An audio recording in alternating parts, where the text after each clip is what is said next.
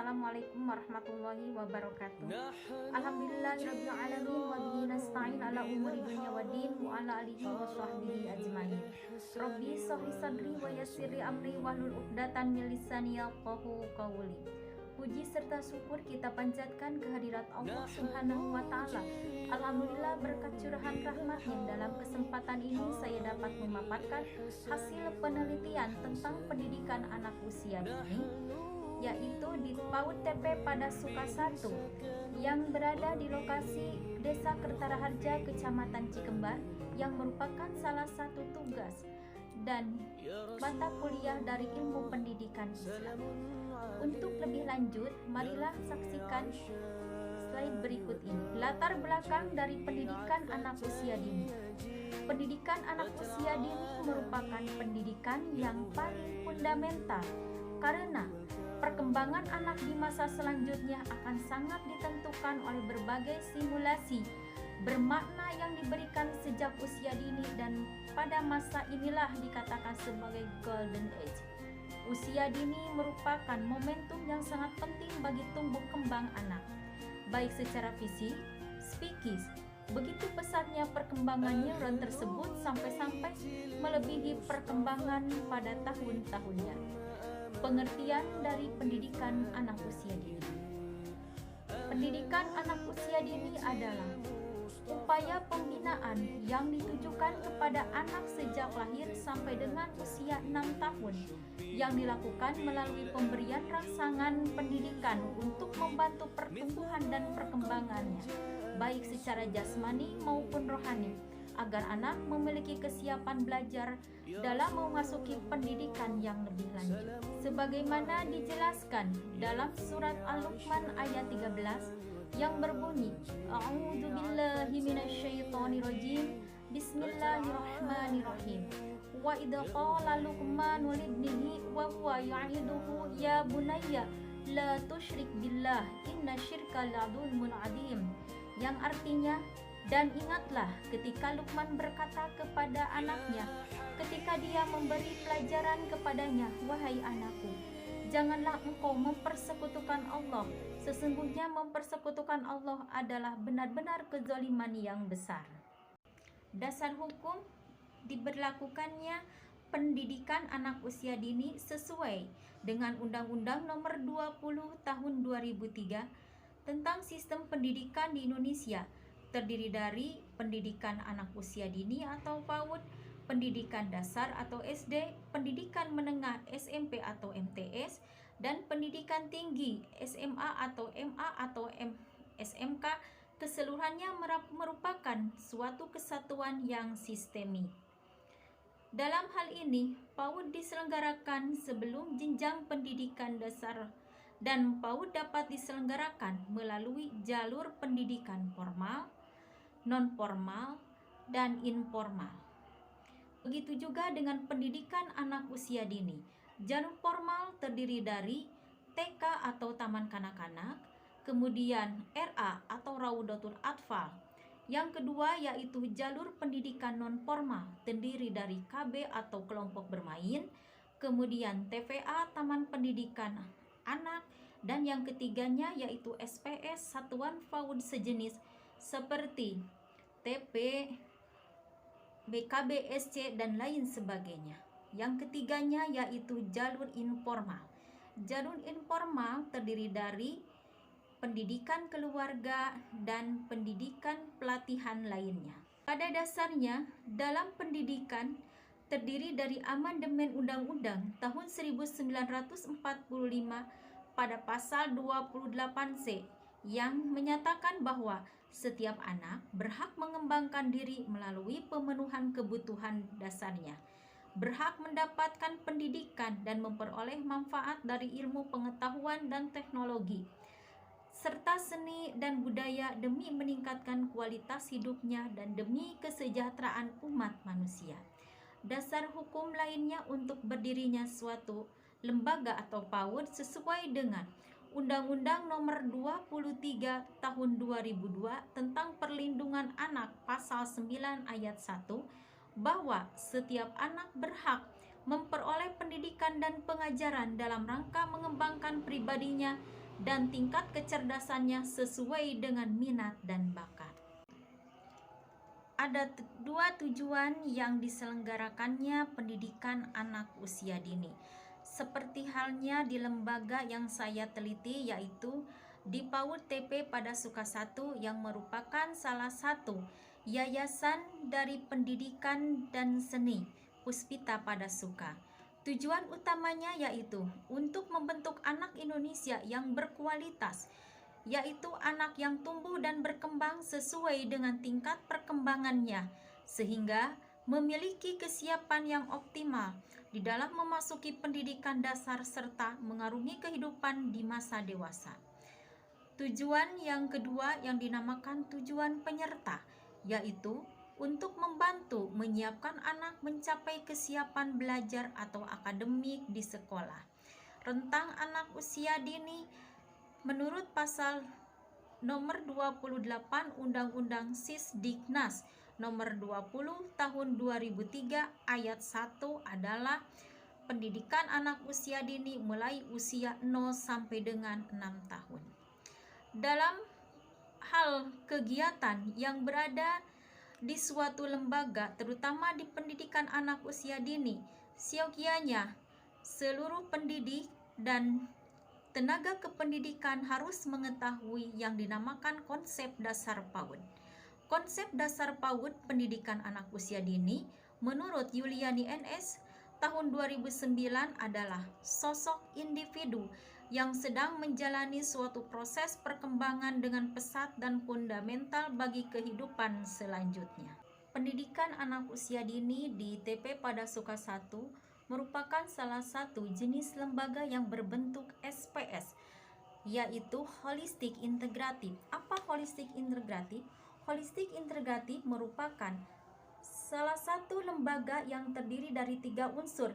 Yang pertama yaitu adanya unsur pendidikan, yang kedua adanya unsur kesehatan, yang ketiga adanya unsur BKB atau disebut juga dengan Bina Keluarga Balita. Status pendidikan anak usia dini TP Padasuka 1 berstatus swasta dan sudah terakreditasi BAN PNE PAUD dengan menggunakan kurikulum yaitu kurikulum Kurtilas atau 2013 sesuai dengan Dinas Pendidikan dan KTSP sesuai dengan keadaan di lembaga tersebut. Dan keadaan pendidik serta peserta didiknya. Peserta didiknya mempunyai 3 rombel dan pendidik serta tenaga pendidikannya sesuai dengan rombel yang telah ditentukan berdasarkan kualifikasi pendidikan. Melihat dari hal tersebut, sebagaimana dalam Peraturan Pemerintah Nomor 27 Tahun 1992 tentang pendidikan prasekolah, yaitu pada pasal 4 ayat 1 disebutkan bahwa bentuk satuan pendidikan prasekolah meliputi taman kanak-kanak, kelompok bermain, taman penitipan anak, serta SPS yang ditetapkan oleh Menteri. Kegiatan pembelajaran yang berada di PAUD TP Padasuka 1 memiliki beberapa metode yang digunakan supaya mencapai suatu pembelajaran yang optimal dan mudah dipahami oleh peserta didik sehingga menghasilkan peserta didik yang berkualitas, sehat, cerdas, mandiri, dan dapat berinovatif. Metode yang digunakan ada 5. Yang pertama yaitu metode melalui demonstrasi, yaitu guru memperagakan secara langsung. Yang keduanya yaitu metode melalui bermain. Dalam hal kegiatan ini, ketika guru atau pendidik memberikan suatu pembelajaran kepada anak usia dini dengan cara bermain. Yang ketiga yaitu metode melalui cerita. Guru mengadakan cerita kepada peserta didik dan juga bermain peran seperti dokter-dokteran, pilot, dan lain sebagainya. Yang keempat yaitu metode pembelajaran melalui musik. Jadi anak usia dini diperkenalkan dengan musik karena dengan musik akan mengembangkan otak kanan dari peserta didik. Yang kelima yaitu metode melalui karya wisata yang berupa kunjungan-kunjungan ke daerah atau seperti kebun binatang, tempat wisata seperti taman bunga, perkebunan dan lain sebagainya. TP pada Suka 1 ini perkembangannya secara kognitif dan sesuai dengan teori menurut Viase, yaitu tahun 1969. Tahapan perkembangan ini dibagi menjadi 4 tahapan. Yang pertama, sensori motor, yaitu usia 0 sampai dengan 2 tahun atau disebut juga dengan sensori motor stage. Dalam tahap perkembangan ini, anak sangat berpengaruh dengan panca indera pada diri anak tersebut. Yang kedua adalah praoperasional, yaitu usia 2 sampai dengan 7 tahun. Pada usia ini menjadi anak egosentris sehingga berkesan pelit. Yang ketiga yaitu usia operasional konkret, yaitu usia 7 sampai dengan 11 tahun. Pada saat ini anak mulai meninggalkan egosentris. Yang keempat yaitu usia 11 tahun ke atas. Dalam usia ini pengajaran anak lebih optimal dan dinamakan pra-remaja sehingga lebih mudah sedikit dan lebih mudah untuk memahami. Untuk hasil kegiatan pembelajaran yang telah dilaksanakan di PAUD TP pada Suka 1, maka para pendidik dan tenaga pendidikan mengadakan penilaian. Apakah penilaian itu? Penilaian merupakan proses pengukuran hasil dari kegiatan pembelajaran anak yang dilakukan melalui 4. Yang pertama yaitu penilaian yang dinamakan BB. BB artinya anak belum berkembang. Artinya anak harus dibimbing oleh guru atau oleh orang tuanya. Yang kedua yaitu MB.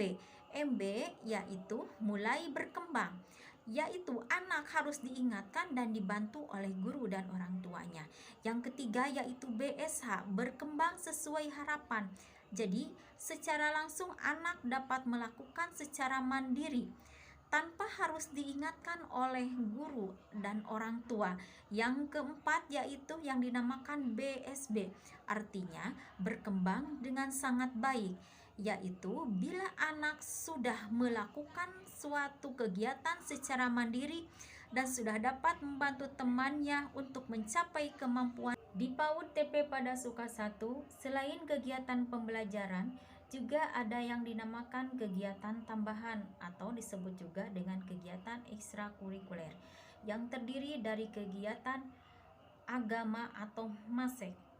Kegiatan agama seperti siswa atau peserta didik diperkenalkan untuk membaca Al-Quran, kemudian hafalan-hafalan surat pendek dan doa-doa pendek.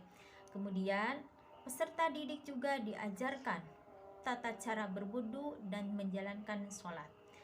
Yang keduanya yaitu merupakan salah satu ciri khas, yaitu seni yang terdiri dari seni tari tradisional dan pencasilat. Seni tari tradisional merupakan salah satu budaya lokal Indonesia, seperti pada tampilan berikut ini. Yang ketiganya yaitu pencasilat, yang merupakan salah satu seni bela diri. Dalam hal ini, dari TP pada Suka 1 bekerjasama dengan Putra Sinanoman merupakan salah satu perguruan pencasilat yang berada di Kecamatan Cikembar, Kabupaten Sukabumi. Prestasi-prestasi yang telah dicapai oleh PAUD TP pada Suka 1 yaitu yang pertama sebagai juara tari kreasi tingkat Kabupaten Sukabumi yang mendapat peringkat juara 1. Yang kedua juara 1 tari kaulinan untuk pendidik se-Kabupaten Sukabumi. Yang ketiga juara pencasilat dangdem untuk anak usia dini antar paguron se-Provinsi Jawa Barat. Yang keempat juara kolase se-Kabupaten Sukabumi. Yang kelima sebagai perwakilan negara Indonesia ke Dubai untuk pengenalan seni budaya lokal yang diikuti oleh 32 negara. Kesimpulan yang dapat diambil dari hasil penelitian yang pertama yaitu pendidikan anak usia dini merupakan suatu upaya yang ditujukan kepada anak sejak lahir sampai dengan 6 tahun, yang dilakukan melalui pemberian rangsangan pendidikan untuk membantu pertumbuhan dan perkembangan secara jasmani dan rohani agar anak memiliki kesiapan belajar dalam memasuki pendidikan yang lebih lanjut.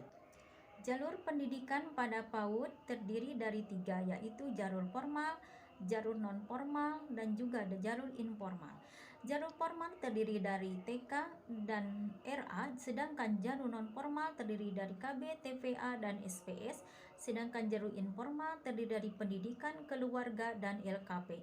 Sesuai dengan Undang-Undang yang berlaku nomor 20 tahun 2003 tentang sistem pendidikan di Indonesia yang terdiri pendidikan anak usia dini, pendidikan dasar, pendidikan menengah, dan pendidikan tinggi yang keseluruhannya merupakan suatu kesatuan yang sistematik. Kegiatan pembelajaran yang dilakukan oleh TP pada Suka 1 sesuai dengan kurikulum yang telah ditetapkan, yaitu kurikulum 2013 dan juga kurikulum KTSP berdasarkan keadaan yang ada di lembaga tersebut.